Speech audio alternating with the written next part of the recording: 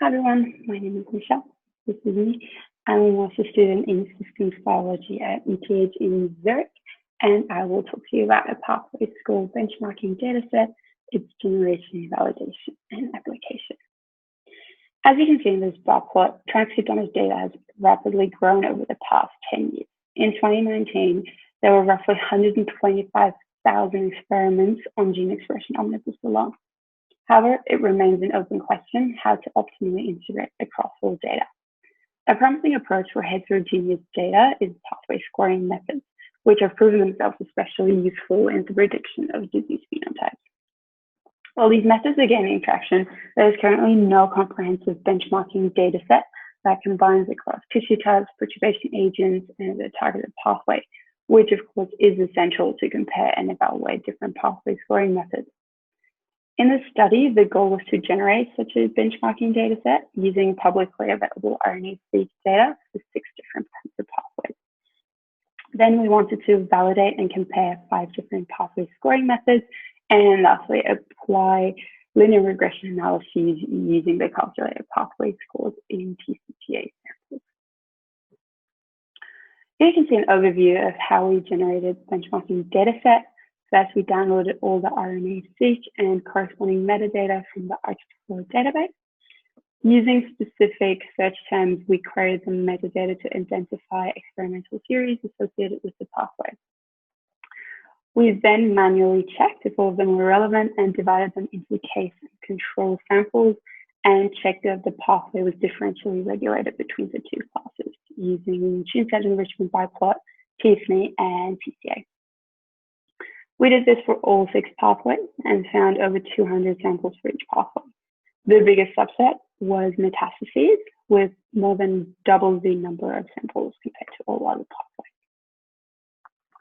Next, we used the benchmarking dataset to compare performance with different pathway scoring methods using a rank statistic.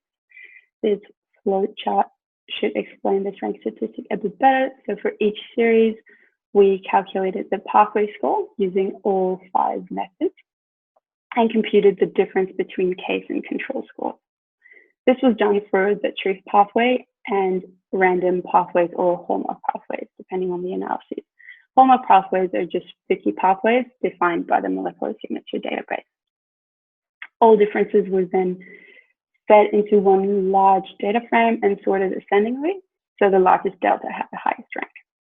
The rank of the true pathway, here colored in orange, was then noted and the distribution of ranks plotted for all series, which then looks something like this. So each bar plot or each bar represents the distribution of one method and the dashed line indicates the overall mean rank. This slide only shows 4 of the out of 6 pathways just to keep the slides nice and tidy. The SCS method performed better than at least one method in 4 out of 6 pathways. What you can also see is that their rank distribution looks strikingly similar for random and hallmark pathways.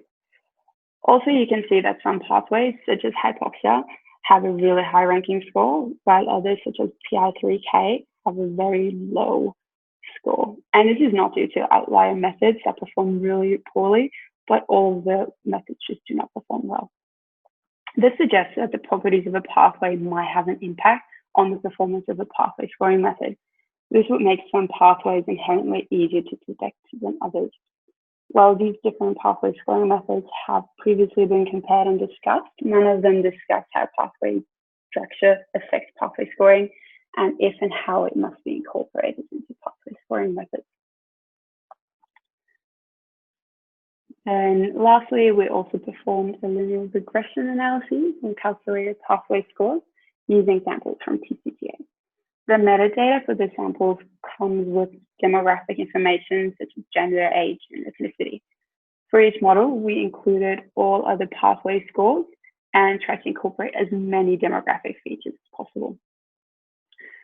This table shows the result of the analyses. Each colored square indicates significant contribution of that feature to the pathway within the specific cancer type. We identified quite a few features, many of which could be confirmed with previous studies.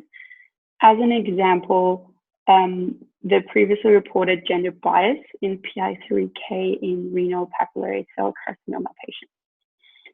This demonstrates the potential of pathway score-based analyses and underlines the importance of being able to compare them. Then, last but not least, I want to thank the Biomedical Informatics Group for hosting my semester project, and a special thank you goes out to my supervisor, Natalie Davidson.